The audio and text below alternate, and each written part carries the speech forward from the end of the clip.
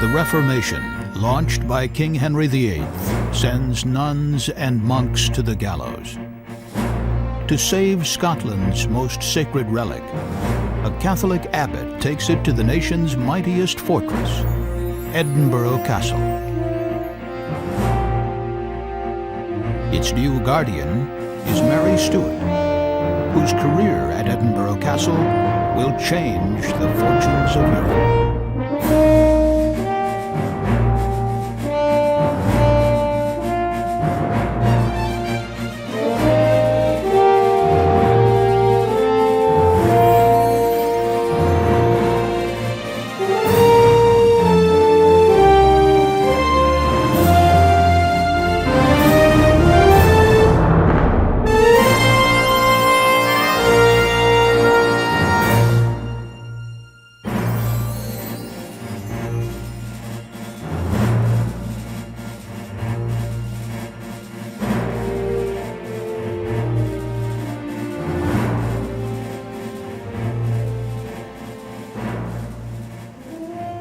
Edinburgh, Scotland, 1565. The mightiest fortress in the land is the abode of Scottish monarchs, Edinburgh Castle.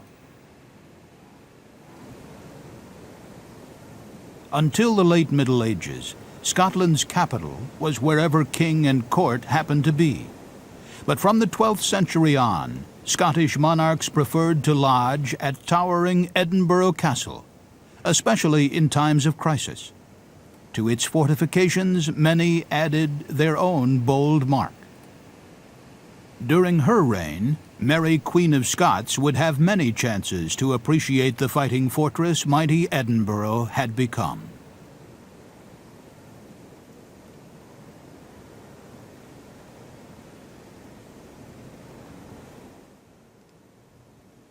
Edinburgh was named for Edwin, a 7th century king. Atop an extinct volcano, around 600 AD, a crude fort took shape.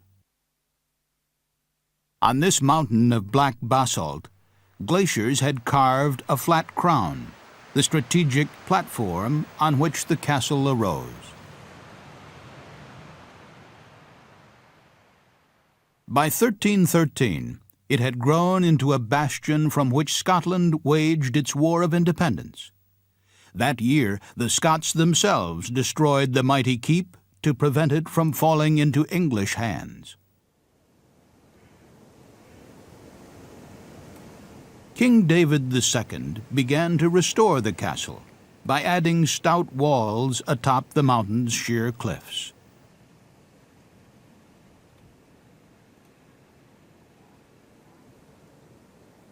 In the 16th century, the robust portcullis gate, more than 20 feet thick, was added. Once the lower gatehouse was finished, attackers had to overcome 7 stout barriers before they even reached the castle. At the same time, a winding cobbled road made it easier for reinforcements to climb the bluff with horses and cannon.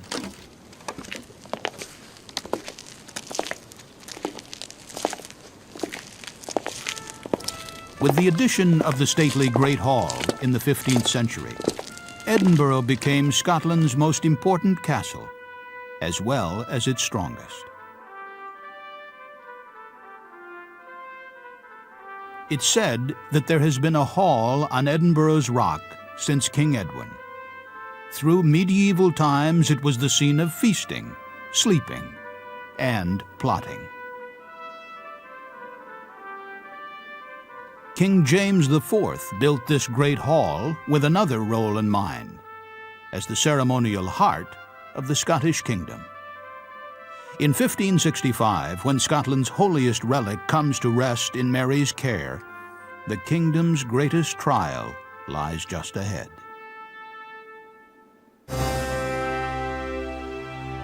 Mary is later described by England's Queen Elizabeth as the daughter of debate.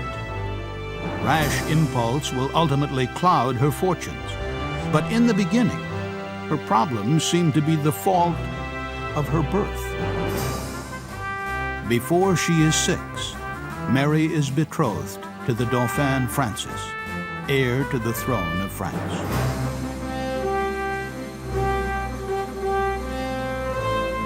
To seal the Franco-Scottish alliance, the child queen is sent to be educated in the French royal court. For 13 lively years, Mary travels among such regal chateaux as Chambord and Blois. Soon, her first language is French. The young Scottish queen now calls herself Marie.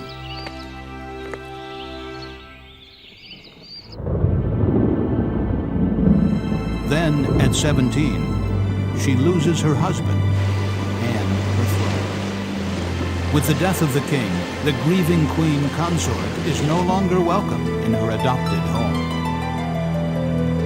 For the first time since childhood, Mary returns to the nation of her birth and Edinburgh Castle.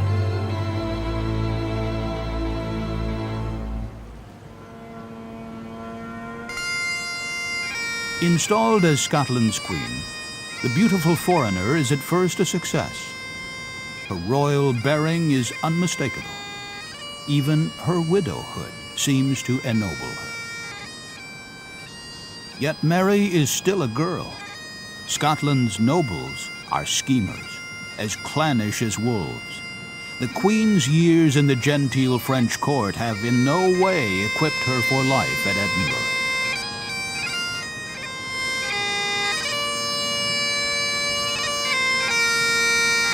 In Mary's absence, her kingdom has been reformed to Protestantism. Like St. Margaret, whose chapel at Edinburgh bears her name, Queen Mary is a staunch Catholic. Under withering criticism, she holds on to her faith and worships in private in St. Margaret's chapel.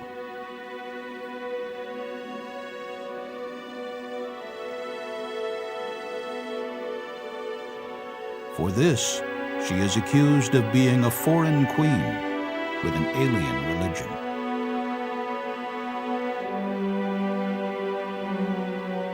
To make matters worse, Mary quickly learns she cannot count on the support of her Protestant cousin, Queen Elizabeth of England. Because the young Queen of Scots has Tudor blood, she is a claimant to the English throne and a threat to Elizabeth. Mary's attempts to win her cousin's friendship through letters and even poetry are rebuffed.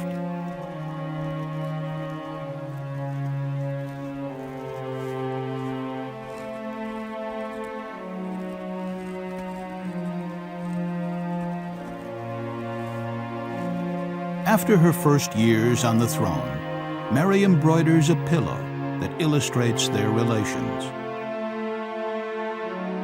Elizabeth is portrayed as a cat, Mary a mouse.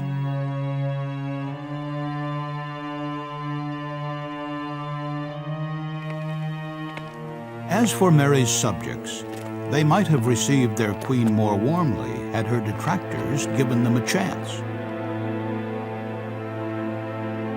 The most fiery is the leader of the Reformed Church, whose cathedral, St. Giles, lay just below Edinburgh Castle.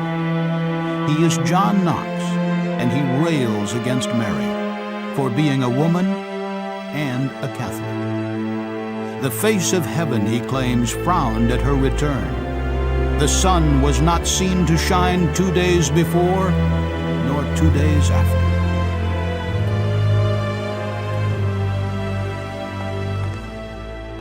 Through her trials, Edinburgh Castle furnishes Mary with protection. Yet as a palace fit for a queen, the cold, damp fortress fails. When Mary isn't visiting royal holdings or attending to matters of state, she lives exactly 1 mile from the castle, at the end of Edinburgh's busiest thoroughfare, the Royal Mile, at the magnificent palace of Holyrood House.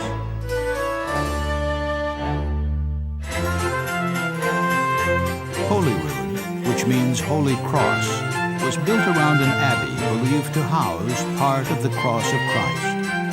The palace's royal apartments were begun by Mary's grandmother, Margaret Tudor, around 1500, and completed by her father, James V.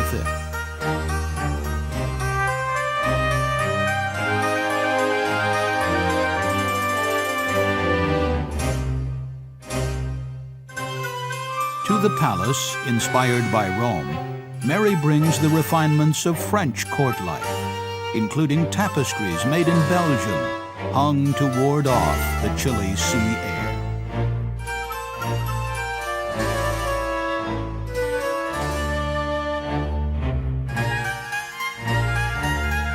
The timber ceiling in her bedchamber bears the initials of her royal parents: Maria Regina, Mary de Guise, and Jacobus Rex, James V.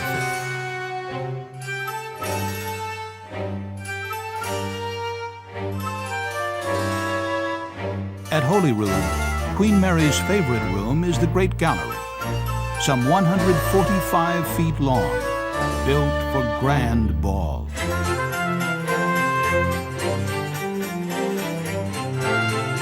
Amid portraits of Scotland's royalty, Mary tries to win over her aristocracy, while sidestepping unwelcome suitors. At one ball, she joins a young lord in the galliard, a complicated step she learned in the French court. Her dance partner will become her second husband.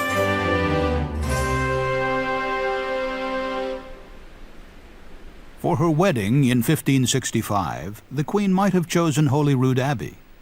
But in her time, the palace's oldest structure suffers 2 attacks, both connected to the Queen of Scots.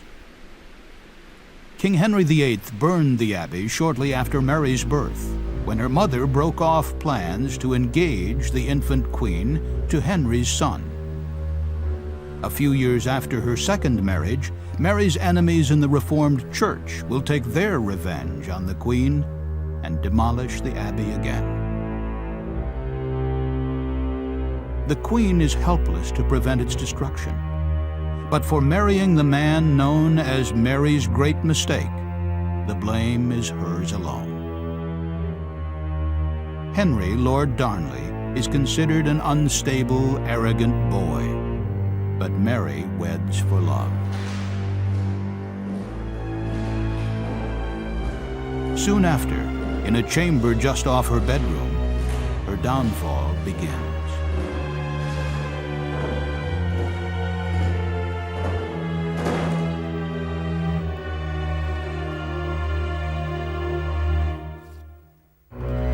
David Rizzio, her Italian secretary and companion at cards, becomes the object of Darnley's jealousy.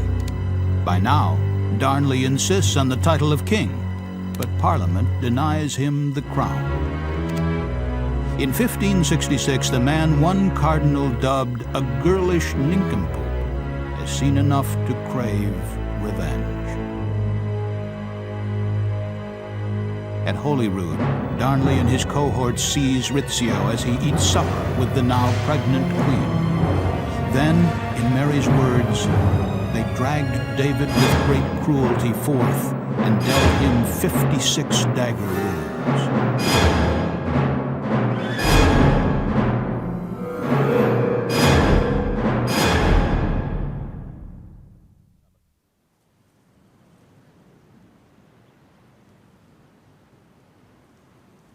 Fearing for her life, Mary seeks refuge at Edinburgh Castle.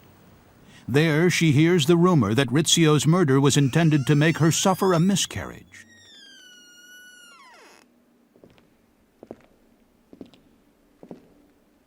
Instead, this chamber would become famous as the birth room, and Scotland would gain an heir to the throne. With the delivery of the child James on June 18, 1566, Mary has no more need of the unreliable Darnley.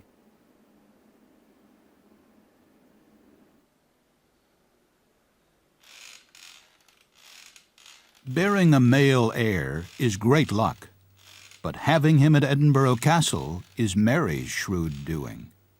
The patriotic gesture endears her to peasants and nobles alike and grants her a reprieve from controversy. It ends with her husband's murder.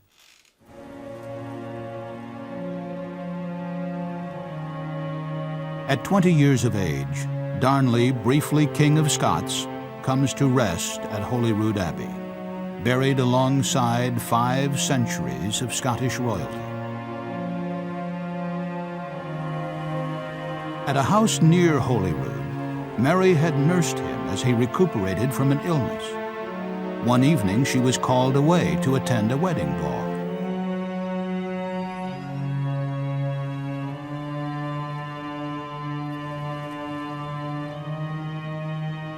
After midnight, the house exploded.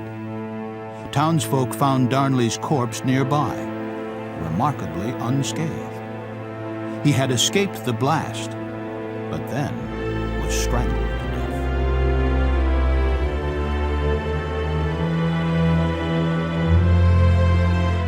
Darnley was not liked, but he was king.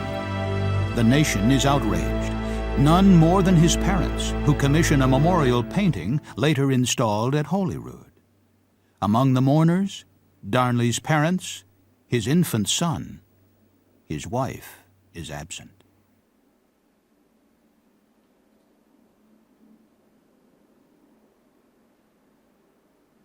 The text trumpets Mary's guilt. The person you see lying on this monument was once the glory of Britons, the Queen, his wife, also being privy and consenting to the tragical and lamentable murder of the most serene King of Scots, most barbarously murdered.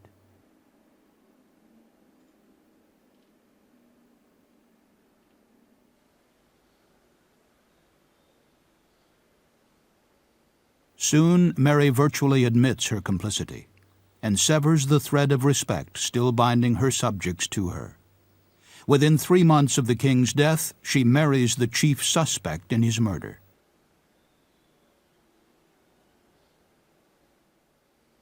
With her third marriage, Mary's supporters abandon the frivolous and willful queen. She is just 24.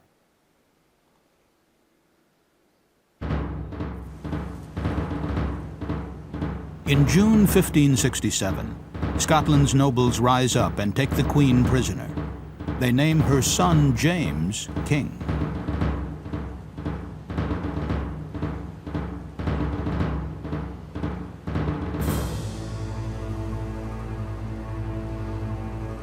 An army claiming to act on the infant king's behalf sets out to capture mighty Edinburgh Castle.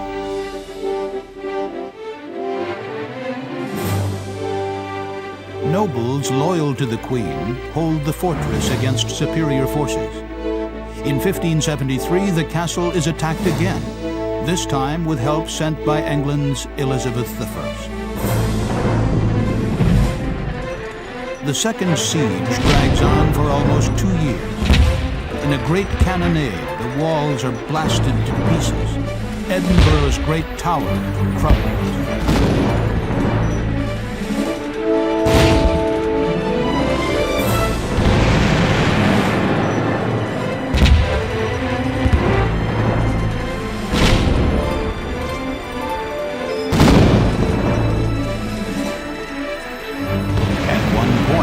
Armies declare a truce, so they may retrieve cannonballs from the grounds around the castle.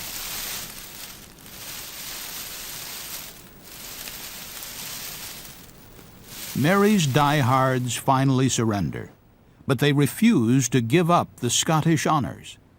The crown, sword, and scepter used in the coronation of Mary and her son James. In the castle in 1818, long after the threat has passed, the regalia are placed on permanent display.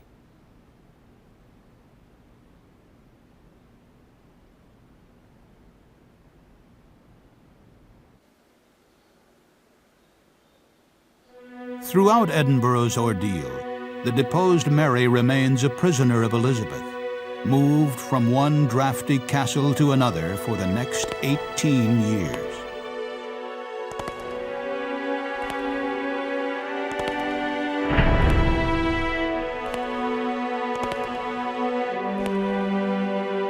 Elizabeth ignores her pleas for help. She never actually meets her cousin face to face. Finally, from careless correspondence, Mary is implicated in plots to kill Elizabeth and restore England to Catholicism. During her trial, she is allowed no counsel, nor even access to the incriminating letters. At Fotheringhay Castle near London, read her death warrant. "Thank you for such welcome news," she replies. "You will do me great good in withdrawing me from this world." On her last night, denied her chaplain's comfort, Mary writes to her cousin, the King of France, "I scorn death and vow that I meet it innocent of any crime."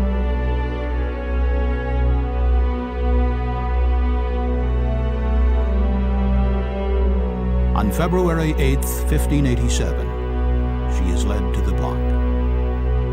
"You ought to rejoice and not to weep," she tells her steward. "The end of Mary Stuart's troubles is now done." Upon her death, the poet Robert Southwell composes a eulogy. "Rue not my death, rejoice at my repose. It was no death to me, but to my woes.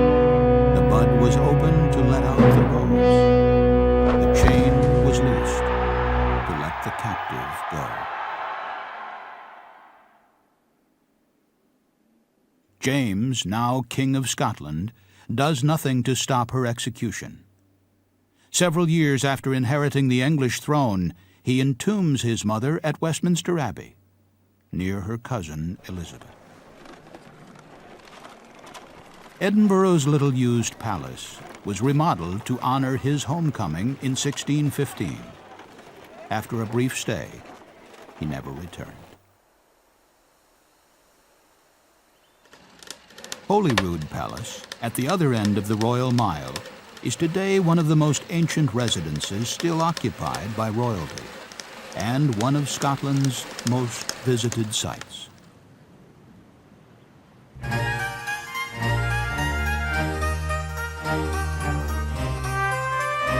At least once a year, Her Majesty Queen Elizabeth II stays at Holyrood. A swarm with footmen, butlers, and chefs, the palace is restored to a semblance of its former self. Robert Louis Stevenson called the palace a house of many memories. Wars had been plotted, dancing has lasted deep into the night, murder has been done in its chambers. These things are mingled with the dust. But the stone palace has outlived these changes.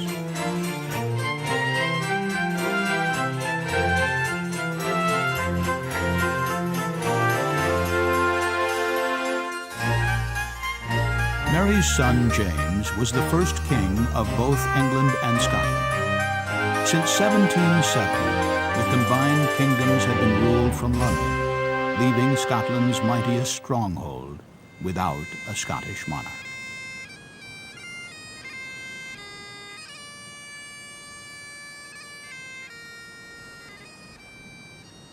Life under London's rule would probably have bored the Continental Mary, who spent her childhood in France and whose story spread far beyond the British Isles from its beginnings at Edinburgh Castle.